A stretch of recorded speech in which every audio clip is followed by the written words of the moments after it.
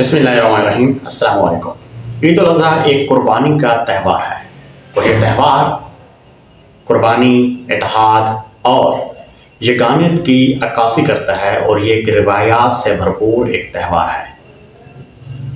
देखें, इस त्यौहार के ऊपर कुर्बानी जो की जाती है, अब उसमें जो हमने मेडिकल लेंसेज के हवाले से जो मेडिकल और हेल्थ की जो कंडीशन को अडॉप्ट करते हुए कि इस कुर्बानी के त्यौहार को हमने किस तरह सेलिब्रेट करना है और कौन कौन सी कंडीशन, सेफ्टी मेजरमेंट और जो सिक्योरिटी मेजरमेंट हैं जिसमें आप एक एनिमल की डिजीज से भी बच सकते हैं और अपने आप को हेल्थी रखते हुए इस त्यौहार को अहसन तरीके से जो है ना आप सेलिब्रेट कर सकते हैं।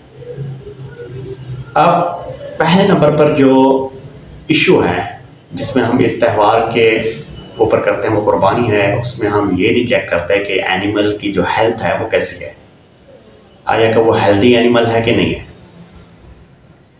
तो इस तरह की कंडीशन को देखते हुए हमें एक जो प्रोफेशनल वेटरनरी एनिमल डॉक्टर होता है उससे हमें जो है ना एक सजेशन और उससे कंप्लीट एक जो एग्जामिन है एनिमल का वो करवाना बहुत ज़रूरी है। अगर वो एग्ज़ामिन करवा लेंगे तो उस तरह की फिर कुर्बानी अगर की जाएगी तो बहुत सारी जो कंडीशंस हैं, जो हेल्थ प्रॉब्लम रिलेटेड चीज़ें हैं, उससे बचा जा सकता है। अब पहली प्रॉब्लम जो पेश हो सकती है जिसमें हम एनिमल को सही तरह से पहचाने बगैर उसकी कुर्बानी कर देते हैं, जो पहले नंबर पर जो प्रॉब्लम है वो ज़ूनोटिक डिजीज़ है। ज़ूनोटिक डिजीज़ एक ऐसी डिजीज़ है, ऐसी बीमारी है जो एनिमल से ह्यूमन में स्प्रेड होती है। अब इसमें अगर हम ज़ूनोटिक डिजीज़ में देखें, पहले नंबर पर है ब्रुसेलोसिस है, क्यू फीवर है, एंथ्रॉक्स है जिसको हम कलरा कहते हैं, और कुछ स्पेसिफिक रीजन के अंदर रिफ्ट वैली फीवर भी हो सकता है।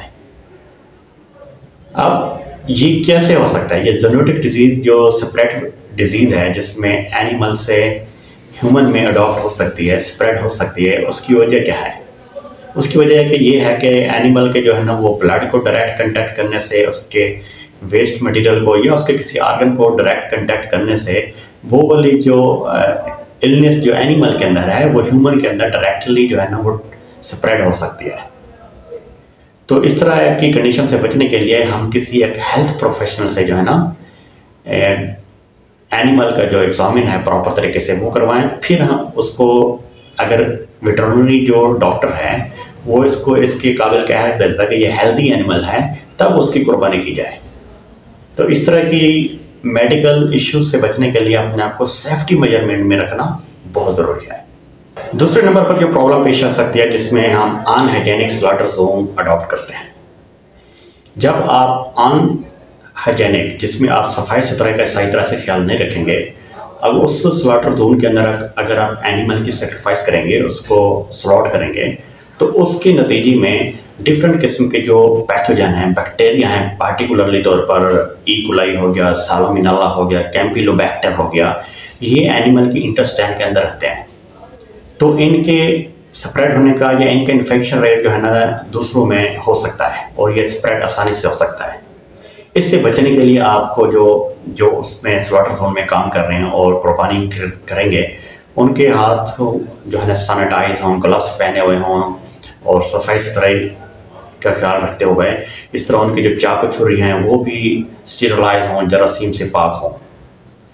इसी तरह जो बच्चे हैं वहाँ पर उनका क्योंकि इम्यून सिस्टम बिल्कुल कमज़ोर होता है, अगर वो उसके करीब होंगे, अगर उनको आप दूर ना रखेंगे तो वहाँ से भी इन बैक्टीरिया का इन्फेक्शन रेट बच्चों में जा सकता है, क्योंकि उनका इम्यून सिस्टम बहुत ही कमज़ोर होता है और आसानी से उनके अंदर इन्फेक्शन रेट जो है ना वो इंक्रीज़ हो सकता है।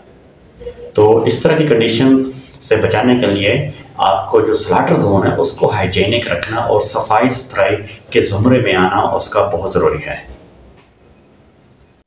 अगर इस तरह की सफाई सुथराई नहीं रखेंगे, ये जो बैक्टीरिया हैं, साल्मोनेला, ई कोलाई, कैम्पिलोबैक्टर, ये जो है ना फिर फूड पॉइजनिंग और गैस्ट्रोइंटेस्टाइनल इलनेस का सबब बन सकते हैं, जो एक इंतहाई तशवीशनाक मेडिकल इमरजेंसी है जिसमें फिर पेशेंट को बचाना बहुत डिफ़िकल्ट हो जाता है, क्योंकि उनका इन्फेक्शन रेट इतनी ज़्यादा हो जाता है तो वो बहुत सारे आर्गन को डैमेज कर देते हैं और सेहत के लिए बहुत नुकसानदायक है। तीसरे नंबर पर जो बहुत ज़रूरी है, जब आप स्लॉटर जोन के अंदर एनिमल को आप सेक्रीफाइस कर चुके हैं, उसके बाद आपने मीट को जो है ना अच्छी तरह से क्लीन करना है और उसको कूल करना है, फिर उसको स्टोरेज करना है, या आप उसके ऊपर साल्ट लगाकर उसको जो है ना वॉश करके सही तरह से स्टोर कर सकते हैं। क्योंकि रूम टेम्परेचर पर ये जो इसके अंदर बैक्टीरिया पाए जाते हैं वो आसानी से मल्टीप्लाई हो जाते हैं और उनकी तादाद बढ़ जाती है, और उसका इन्फेक्शन रेट वैक्यूम में भी आसानी से जो है ना वो बढ़ता रहता है।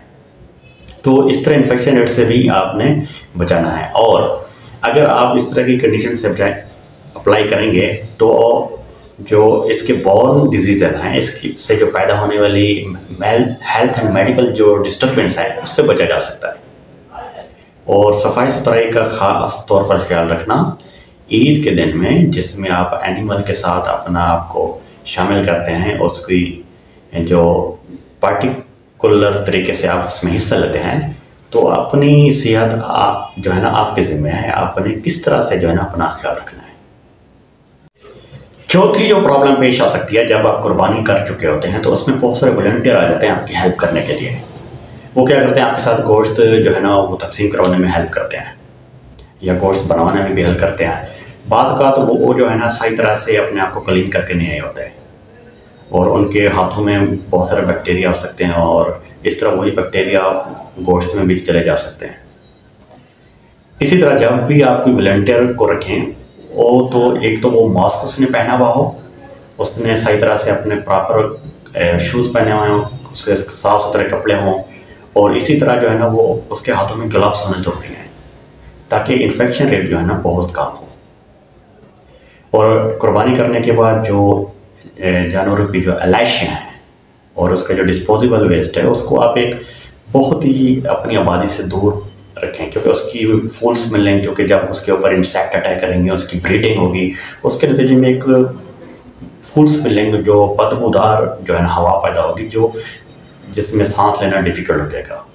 और अगर आप पानी में डालेंगे और उस पानी को अंदर इतनी वेस्ट मटेरियल को इतनी जहर बना देगा, अगर कोई एनिमल उस पानी को पिएगा तो उसके बीमार होने के भी चांसेस है।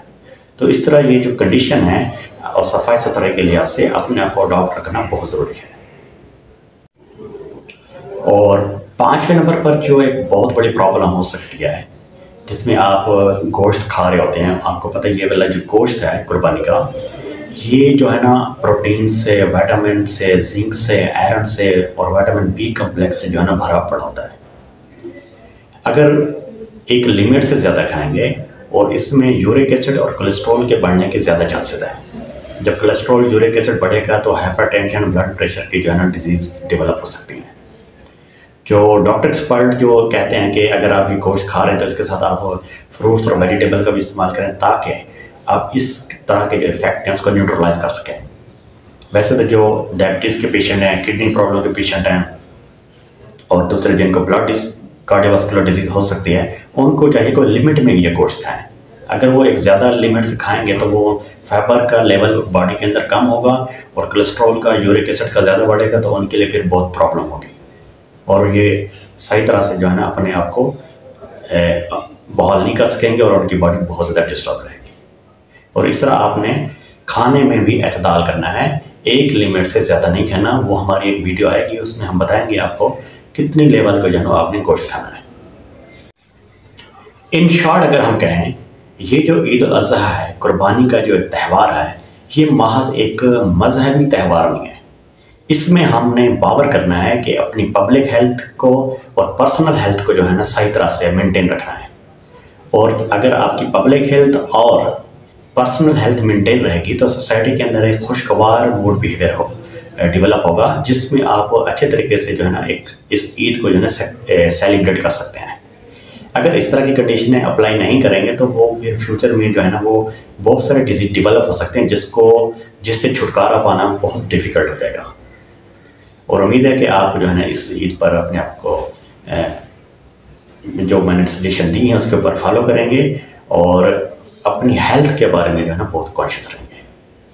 Thank you so much. Eid मुबारक टू ऑल। अल्लाह हाफिज़।